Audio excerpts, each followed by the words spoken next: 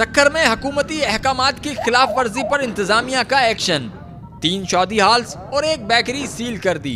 हुकूमत सिंध की जानिब से इंडोर शादियों पर पाबंदी और वक्त मुकर्ररा पर हाल्स बंद करने के फैसले की खिलाफ वर्जी पर जिले इंतजामिया ने कार्रवाई शुरू कर दी। असिस्टेंट कमिश्नर सक्खर सिटी की क़ियादत में इंतजामी अफसरान ने पुलिस की मदद से सक्खर शहर के मुख्तलिफ इलाकों भुट्टा रोड और अनवर पराचा अस्पताल रोड पर वाक़िए 3 शादी हालों गैलेक्सी, सरताज और हिना गार्डन जहां पर शादी की तकरीबात जारी थी उनको बंद करा दिया और तीनों शादी हाल को सील कर दिया।